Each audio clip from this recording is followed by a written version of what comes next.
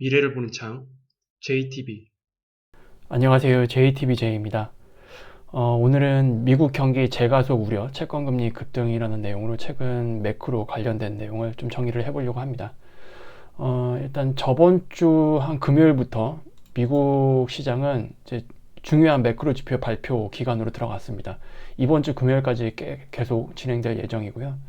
최근 글로벌 PMI 지수, 그 다음에 ISM 제조업 지수 이런 것들을 발표를 했고, 그 다음에 어제 이제 비제조업 지표가 발표가 됐습니다. 일단 예상치보다는 높게 나왔어요. 저는 개인적으로 지금 채권 금리 상황이랑 그리고 인플레에 대한 차기 정부의 우려 이런 것들을 감안을 하면 비제조업 PMI 지수는 이 정도는 아니어도 52.1이 이게 저번 달에 발표된 거잖아요. 여기에서 뭐 크게 차이 나지 않는 정도로 발표되길 바랬거든요.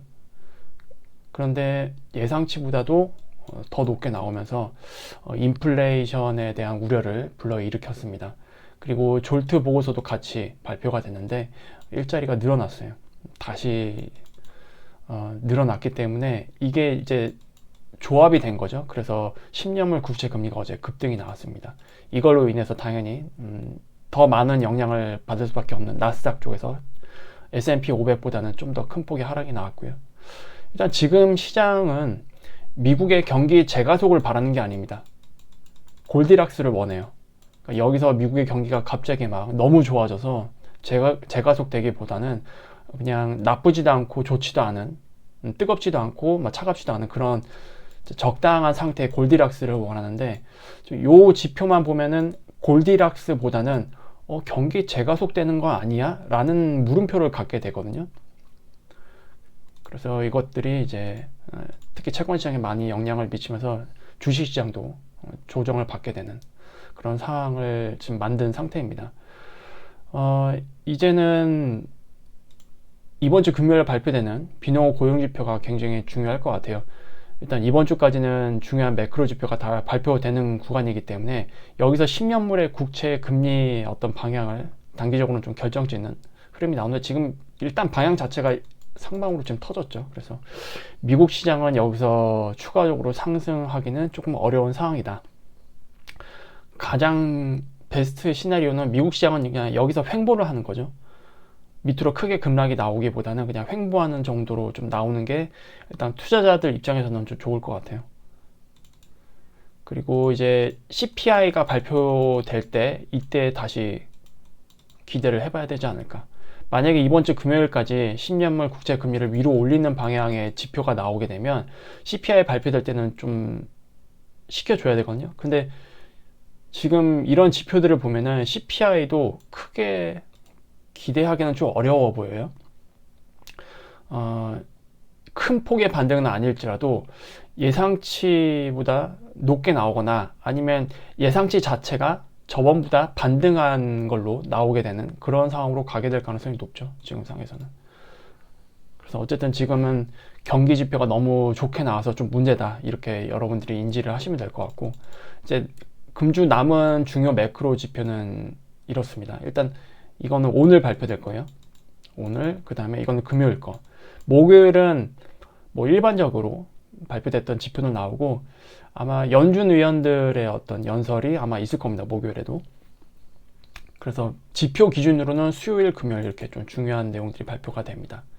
일단 오늘은 ADP 비농업 고용 지표가 발표가 될 거고요.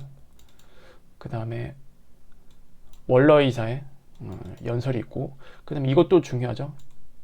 FOMC 의사록이 발표가 됩니다.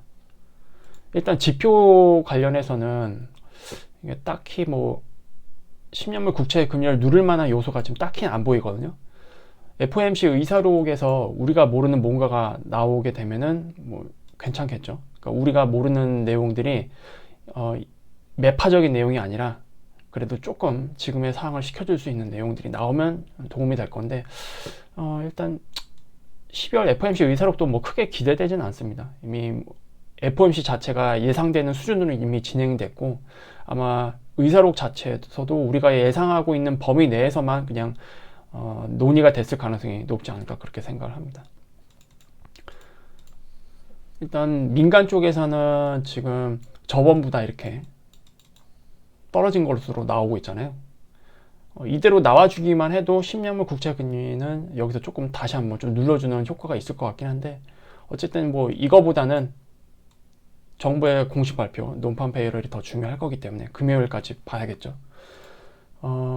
일단 저번 주에 서프라이즈로 나왔어요. 서프라이즈로 나왔는데 요 정도만 나와줘도 괜찮습니다.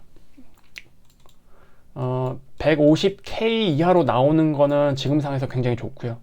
너무 나쁘게만 안 나오면 됩니다. 근데 150K 전후 요 정도로만 나와줘도 인플레이션에 대한 우려는 조금 줄어들 수 있긴 합니다. 근데 이번에도 막 20만 개 이상 나온다 이러면은 시장이 좀 조정을 추가적으로 받을 수 있을 거예요.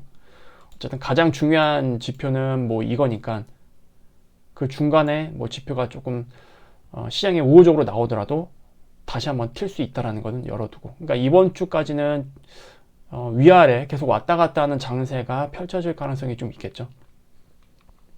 그리고 실업률은 크게 뭐 움직일 것 같진 않은데, 만약에 이번에 비농업 고용지표에서 좋게 나오게 되면 이거 4.1로 떨어질 수도 있어요.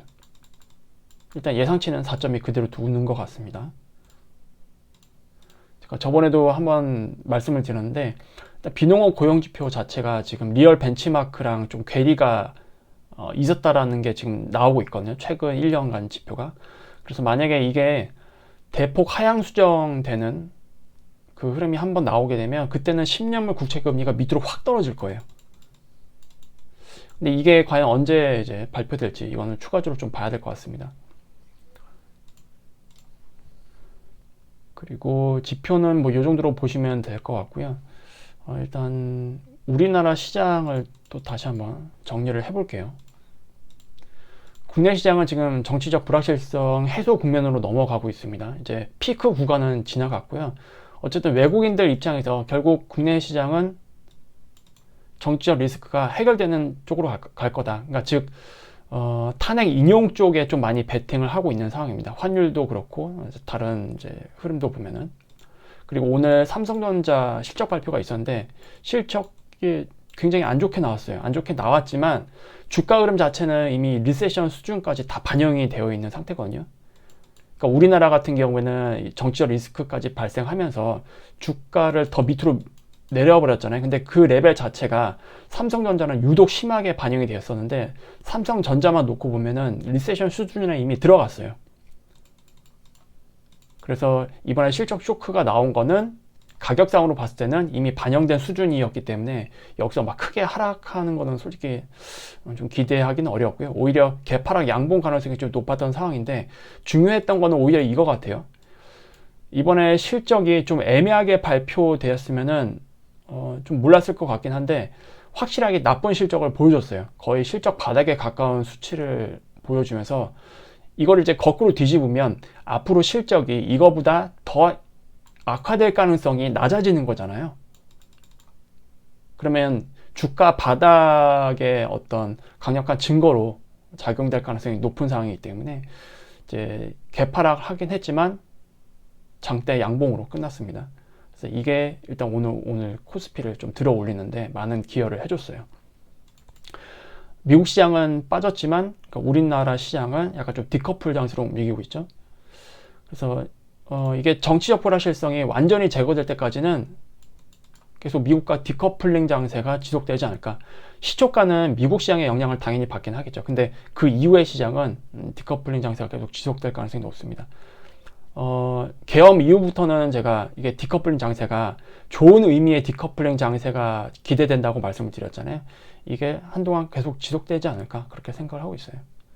그래서 뭐 미국 시장에 빠진다고 해서 그럼 우리나라 시장은 더 빠지겠네? 그거는 작년 하반기에 국한된 내용이고요.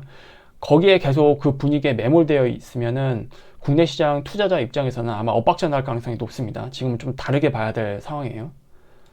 그리고 저번에도 말씀드렸듯이 AI에서 파생되는 여러 가지 섹터가 있어요. 여기서는 지속적인 순환매가 계속 나올 것으로 예상이 되고요. 그리고 올해 같은 경우에는 국내 바이오, B2B 시장에서 구조적인 성장이 예상이 됩니다. 이미 수주가 계속 나오고 있고요. 그리고 이제 반도체 소부장, 그리고 2차전지, 여기 굉장히 많이 빠졌었잖아요.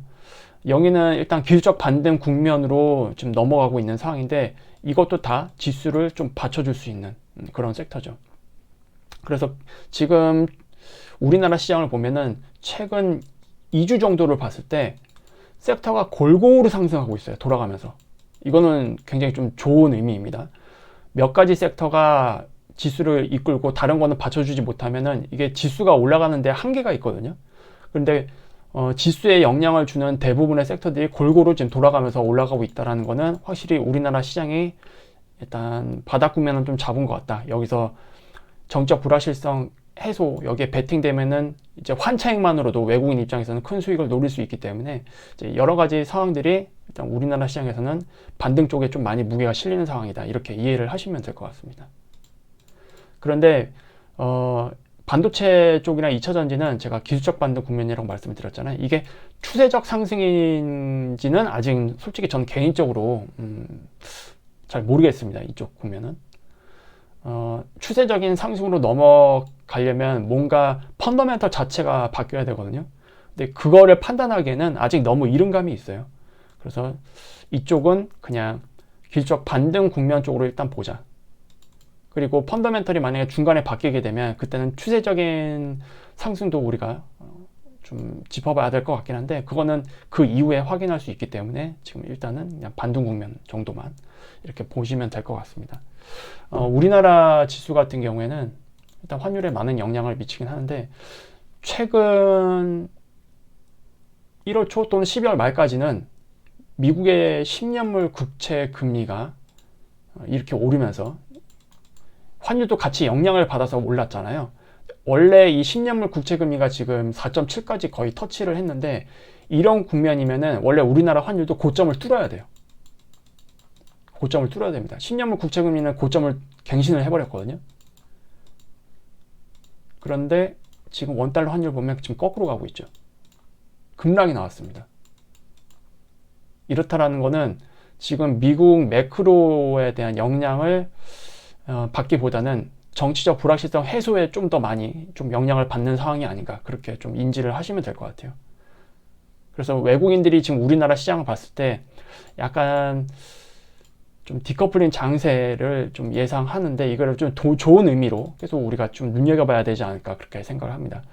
그래서 만약에 미국이 진짜 급락장만 아니라면 미국 시장이 뭐 적당히 조정을 받더라도 우리나라 시장은 빠져도 다시 올라가고 빠져도 다시 올라가면서 오히려 고가 횡보를 하면서 어느 정도 반등 흐름을 이어가려는 에너지를 좀 보여주지 않을까 그렇게 생각을 하고 있거든요. 일단 상반기 자체는 제가 현재로서는 괜찮게 보고 있기 때문에 시장은 일단 우리나라 시장에 대해서는 뭐 크게 걱정은 아직 하지 않고 있습니다. 일단 뭐 트럼프가 공식 취임 전까지는 계속 시장을 좀 우호적인 관점으로 좀 보려고 합니다. 이제 중간에 관점이 만약에 바뀌게 된다라고 한다면 제가 바로바로 업데이트를 해드릴 예정입니다. 이번 주 이제 중요한 매크로 지표가 발표가 되고 그 다음에 이제 다음 주에 이런 것들이 어떻게 정리되는지 이거를 좀 살펴본 뒤에 해당 내용을 업데이트를 해서 말씀을 드리도록 하겠습니다. 일단 뭐 우리나라 시장은 빨리 이게 해결이 되면 좋겠어요. 1월 14일과 16일 이때 이제 헌재에서 어느 정도 결과를 내놓을 것 같거든요. 이제 두 번째가 아마 16일로 지금 잡혀 있으니까 어느 정도 결과는 나올 거예요. 1월 중순쯤에. 그래서 이 기점으로 해서 우리나라 시장이 추가적인 상승을 보여줄 가능성이 좀 높지 않을까 그렇게 일단 개인적으로는 생각을 하고 있어요. 그래서 아무리 못해도 1월 시장 그 다음에 뭐 2월 시장까지는 마이크로 파동으로 봤을 때 좀 좋은 흐름이 나오지 않을까 그렇게 생각을 하고 있어요. 그러니까 상반기 전체가 좋게 보더라도 지수가 이렇게 가는 게 아니잖아요. 이렇게 파동을 만들면서 갈 텐데 일단 이 단기적인 파동은 그래도 1월 달 또는 2월 중순 정도까지 이 정도까지는 좀 좋은 흐름을 이어가지 않을까 일단 그렇게 보고 있습니다. 그 이후에 뭐 조정이 나오게 되면 뭐 그럴 만한 또 이유가 만들어질 거고 그리고 그때는 이제 정치적인 내용들은 이제 거의 벗어난 흐름이기 때문에 아마 글로벌 시장이랑 다시 동조되는 흐름으로 넘어갈 확률이 높지 않을까 그렇게 보고 있어요. 아무튼 이거는 계속 주기적으로 제가 보면서 업데이트를 해드리도록 하겠습니다. 그러면 다음 영상에서 다시 뵙도록 하겠습니다. 감사합니다.